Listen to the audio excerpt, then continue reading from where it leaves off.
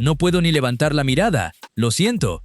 Eso fue lo único que logró decir Lionel Scaloni antes de darse la vuelta y escapar de la cámara. Un hombre que ha ganado un mundial, que ha visto a su equipo levantar la copa en Qatar, que se supone que ya no se sorprende con nada, y ahí estaba, temblando frente a un micrófono, incapaz de terminar una frase. 10 minutos antes, Argentina estaba muerta, perdiendo 2-0 contra Egipto, en octavos de final, con el reloj corriendo en contra y la eliminación tocando la puerta del vestuario. Y sin embargo, lo que pasó después fue tan extremo, tan al límite de lo creíble, que el propio entrenador no pudo procesarlo con palabras. Te voy a contar minuto a minuto cómo Argentina resucitó desde el abismo, y quédate hasta el final, porque hay una frase que dijo Scaloni sobre Messi, ya en la conferencia de prensa, que explica mejor que cualquier análisis táctico por qué esta selección no se rinde nunca. Antes de eso, si el fútbol te sigue erizando la piel como a mí, suscríbete, que en este canal contamos estas historias como se merecen. Vamos al partido. Egipto llegó a Atlanta a jugarse la vida y lo hizo perfecto durante casi 80 minutos.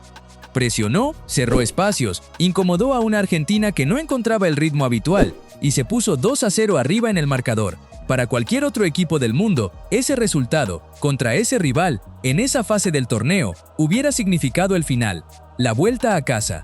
Las maletas hechas antes de tiempo.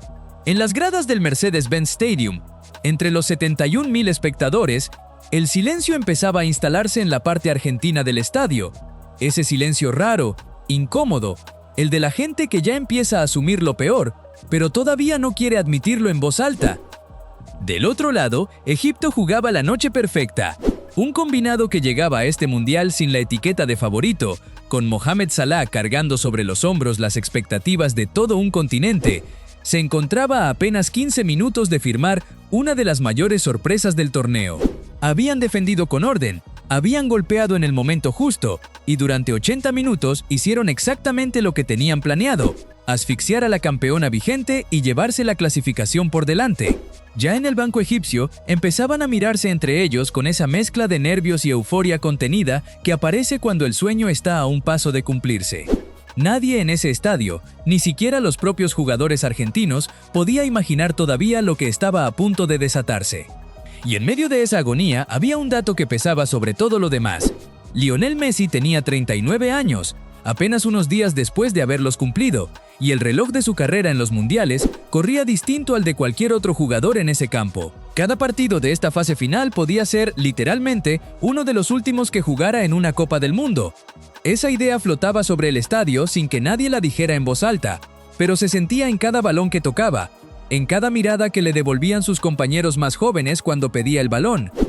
Y entonces, encima de todo, llegó otro golpe. Messi tuvo un penal para recortar distancias, y lo falló. Imagínate el peso de ese instante.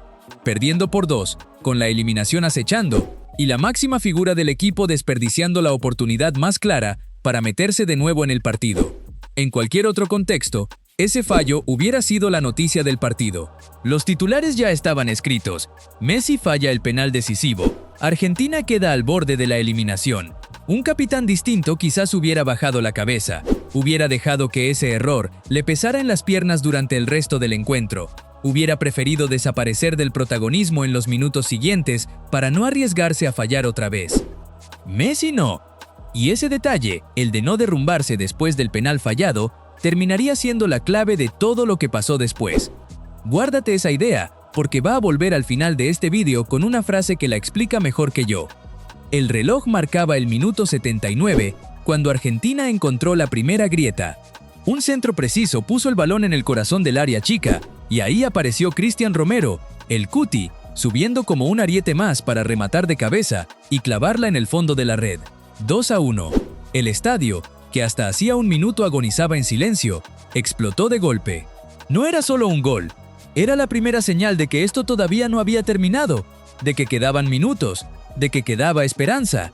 Romero, un central de marca, de esos que están para tapar incendios y no para encenderlos, apareció justo en el momento en el que su equipo más necesitaba un gesto de rebeldía. Ese tipo de goles, los que meten los defensores en los minutos finales, siempre cargan un peso distinto. Son el grito colectivo de un vestuario entero negándose a aceptar la derrota. 4 minutos después, en el 83, llegó el segundo golpe. Y esta vez fue Messi quien apareció para empatar el partido. El mismo hombre que media hora antes había fallado un penal, el mismo que podría haberse escondido, que podría haber bajado los brazos, volvió a aparecer justo cuando más se lo necesitaba. 2-2. En ese instante, el Mercedes-Benz Stadium dejó de ser un estadio de fútbol para convertirse en otra cosa, una caldera. Un lugar donde 71.000 personas gritaban al mismo tiempo, donde los egipcios miraban el reloj con desesperación y los argentinos empezaban a creer en algo que hacía 10 minutos parecía imposible. En las gradas, hinchas que segundos antes tenían la cabeza gacha se abrazaban entre desconocidos, ese tipo de abrazo espontáneo que solo regala el fútbol cuando pasa algo que nadie esperaba. Pero lo mejor todavía no había pasado. El partido entró en el tiempo añadido, ese territorio donde los nervios se comen a los futbolistas y donde cualquier error puede costar carísimo.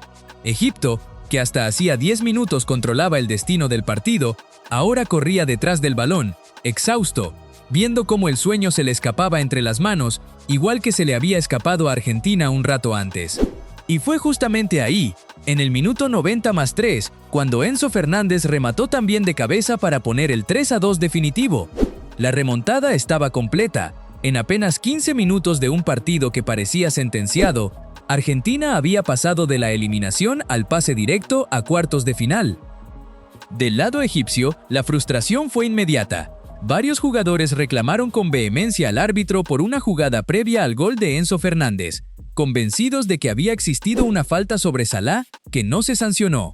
Esa polémica quedaría flotando en la conversación posterior al partido, pero no le quitó ni un gramo de mérito a lo que Argentina acababa de construir en tan poco tiempo. Del otro lado del vestuario, la sensación era exactamente la opuesta a la euforia albiceleste. Egipto había hecho, durante 80 minutos, casi todo bien. Había neutralizado a un ataque argentino que en otros partidos del torneo se mostró implacable. Había mantenido el orden defensivo con disciplina y tenía la clasificación prácticamente asegurada. Salah, capitán y máxima referencia de ese equipo, cargaba sobre sus hombros la ilusión de todo un país que soñaba con meter a su selección entre los 8 mejores del mundo por primera vez en su historia reciente. Ver ese sueño desmoronarse en apenas 15 minutos, después de haber controlado el partido con tanta solvencia, es probablemente una de las formas más crueles de perder que existen en este deporte. No hubo un error grosero, no hubo una desconcentración evidente, simplemente apareció, del otro lado de la cancha, una versión de Argentina que decidió no rendirse, y eso fue suficiente para cambiarlo todo. Es importante decirlo con claridad, porque el fútbol también se entiende mejor cuando se mira desde los dos lados. Lo que vivió Argentina esa noche fue una hazaña, pero lo que sufrió Egipto fue una tragedia deportiva construida sobre un gran partido. Las dos cosas pueden ser ciertas al mismo tiempo, y es justamente ese contraste el que convierte a este tipo de remontadas en historias que se cuentan durante años, desde ambos lados de la frontera. Fíjate en la magnitud real de lo que acabas de leer. Perdiendo 2-0, con un penal fallado de por medio, en octavos de final de un mundial, contra un rival que llevaba casi todo el encuentro haciendo las cosas bien. Y aún así, Argentina encontró la forma de darle la vuelta al marcador en un tramo final que va a quedar grabado en la memoria de cualquiera que lo haya visto. El vestuario, apenas terminado el encuentro, era una fiesta de gritos, abrazos y lágrimas mezcladas. Lautaro Martínez, delantero del Inter de Milán y una de las voces con más peso dentro del plantel, resumió el sentir general, asegurando que era muy difícil lo que habían hecho esa noche y que se trataba de un partido que iba a quedar para el recuerdo. Roberto Ayala, asistente de Scaloni en el cuerpo técnico, también apareció con los ojos empapados en lágrimas y remarcó algo que terminaría siendo casi un lema para todo el plantel, que estos jugadores no se cansan, que van por más, que son capaces de hacer estas cosas incluso cuando el partido parecía perdido. Ese comentario de Ayala no era casualidad, encaja perfectamente con la idea que después terminaría repitiendo el propio Scaloni, la de un grupo que se niega, sistemáticamente, a asumir la derrota antes de tiempo. Da igual el marcador, da igual el rival, da igual el minuto del reloj. Mientras quede tiempo en el partido, esta Argentina parece programada para intentarlo una vez más. Ahora sí, vamos a lo que te prometí al principio. Terminado el partido, como marca el protocolo de la FIFA, un periodista de TyC Sports llamado Joaquín Bruno se acercó al borde del campo para hacerle la entrevista de rigor a Scaloni. Lo que encontró no fue al entrenador metódico y calculador que todos conocen de las conferencias de prensa. Encontró a un hombre desbordado. Con la mirada perdida, incapaz de sostener el contacto visual con la cámara, Scaloni apenas pudo articular unas pocas frases antes de dar media vuelta y marcharse. Dijo, textualmente, «No puedo ni levantar la mirada. Lo siento, estoy muy emocionado. ¿Qué grupo de jugadores, hermano? Me tengo que ir, discúlpame». Y se fue. Así, sin más, dejando al periodista con el micrófono en la mano y a millones de espectadores viendo en directo como un entrenador de selección, en plena transmisión oficial, se quebraba frente a las cámaras del mundo entero. La escena, apenas terminada la transmisión, ya circulaba por todas las redes sociales del mundo del fútbol. El video de apenas unos segundos, el de un Scaloni incapaz de sostener la mirada, se compartía una y otra vez acompañado de comentarios que hablaban de lo humano, de lo genuino, de lo poco habitual que resulta ver a un entrenador de este nivel completamente desarmado frente a un micrófono. No era la primera vez que algo así ocurría con él. Cualquiera que siga de cerca a la selección argentina recordará una escena parecida en Qatar 2022, cuando Scaloni no pudo contener las lágrimas tras ganar la tanda de penales frente a Francia en la final. Esta vez, sin trofeo de por medio todavía, la emoción fue prácticamente calcada, como si su cuerpo respondiera siempre igual ante el mismo tipo de intensidad, la de un partido que se decide en los minutos finales, con toda una nación conteniendo la respiración al mismo tiempo. Y hay un dato curioso, casi una anécdota que revela otra faceta de Scaloni. En la conferencia de prensa posterior, ya con más control sobre sus emociones, contó con una sonrisa que sus propios jugadores le pusieron un apodo por su tendencia a quebrarse en momentos así. Le dicen, «La Llorona», confesó, entre risas, sin ningún reparo en admitirlo. «Siempre me emocionó. Me dicen La Llorona, pero no me importa. Uno se hace entrenador por estos momentos», declaró. Ese detalle, contado por él mismo con humor y sin ninguna vergüenza, dice mucho de la clase de líder que es. Uno que no esconde lo que siente, ni siquiera cuando ese sentimiento lo deja mudo frente a las cámaras de todo el continente. Piensa un segundo en lo que significa que un hombre con la trayectoria de Scaloni, que ya levantó una Copa del Mundo, que ya vivió las noches más intensas que existen en este deporte, no pudiera ni completar una frase. No fue un desliz, no fue nervios de principiante, fue la reacción física de alguien que acababa de vivir, en tiempo real, algo que su cuerpo no pudo procesar con la calma habitual. Y no estuvo solo en eso. Messi, el propio capitán, también se dejó ver llorando sobre el césped, nada más sonar el pitido final. El mismo hombre que media hora antes había fallado un penal decisivo, el mismo que después se atrevió a pedir el balón otra vez para empatar el partido, terminó desahogándose en pleno campo, rodeado de compañeros que apenas podían creer lo que acababan de protagonizar. Dos de las figuras más importantes de la selección argentina, desbordadas por la misma emoción, en la misma noche, cada uno a su manera, uno frente a un micrófono que no pudo sostener, el otro sobre el mismo césped donde acababa de escribir una página más de su historia con la camiseta argentina. Hay algo casi cinematográfico en la secuencia completa. El partido agonizando, la derrota acechando, el penal fallado que pudo hundir a cualquiera, y de repente, en un abrir y cerrar de ojos, la resurrección más improbable. Ese tipo de partidos son los que después la gente cuenta durante años, los que se convierten en referencia obligada cada vez que alguien quiere explicar lo que significa jugar con el corazón en la garganta. Si hubieras apagado la televisión en el minuto 78, convencido de que ya estaba todo decidido, te habrías perdido 15 de los minutos más intensos que ha dado este mundial. Y esa es, quizás, la lección silenciosa que deja esta noche en Atlanta, en el fútbol, y sobre todo en esta selección argentina, no existe el partido cerrado hasta que efectivamente termina. ¿Cuántas veces se ha repetido esa frase como cliché, casi vacía de significado? ¿Y cuántas pocas veces se demuestra con esta contundencia? Más tarde, ya en la conferencia de prensa oficial, con el pulso algo más calmado, Scaloni pudo elaborar mejor sus palabras. Ahí soltó una frase que para mí resume el espíritu completo de esta selección mejor que cualquier estadística. Habló primero de sus jugadores en general, y dijo que como había dicho Leo en su momento, estos jugadores no los van a dejar tirados, que es literal.